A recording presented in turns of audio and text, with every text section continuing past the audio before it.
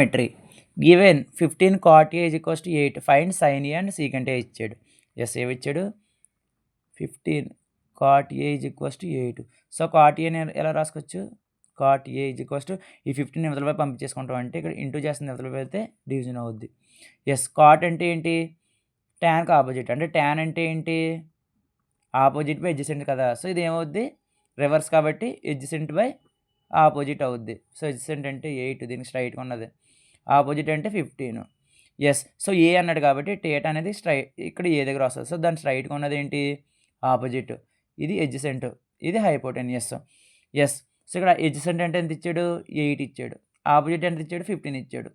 Yes మనకు అప్పుడు AC value కూడా తెలియాలి కదా. సో ఏసీ వాల్యూ కూడా తెలియాలంటే by using Pythagoras theorem. Pythagoras theorem ఏం చెప్తుంది హైపోటెన్యూస్ హోల్ స్క్వేర్ అంటే AC square is equals to side square అంటే ఏబీ హోల్ స్క్వేర్ ప్లస్ ఇంకో side square BC whole square.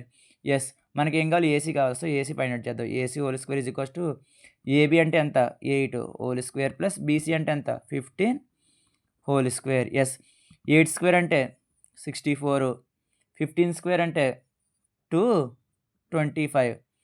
Yes so AC square ఎంత ఏమొస్తుంది 64 plus 225 ఇది ఒక 9 8 2 అంటే 289 వస్తుంది. మనకి ఏం కావాలి ఏసీ వాల్యూ కావాలి. సో ఏసీ అవతలపై పంపించాను అంటే రూట్ 289 స్క్వేర్ని అవతలపై అయితే రూట్ అవుద్ది. సో ఏసీ అనేది 289 ఎలా రాసుకోవచ్చు 17 స్క్వేర్ రాసుకోవచ్చు కదా. సో రూట్ క్యాన్సిల్ అయిపోయి ఏసీ వాల్యూ ఎంత వచ్చిందండి 17 వచ్చింది. ఎస్ దీని ద్వారా సైన్ ఏ కనుక్కోవచ్చు కదా. Yes sine A is equals to sine అంటే ఏంటి ఆపోజిట్ బై హైపోటెన్యూస్ కదా.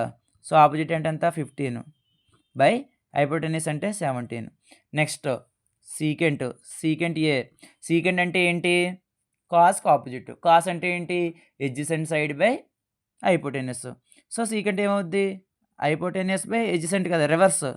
ఎస్ సో హైపోటెన్యూస్ అంటే ఎంత 17 బై ఎడ్జసెంట్ అంటే ఎంత 8 అంతే.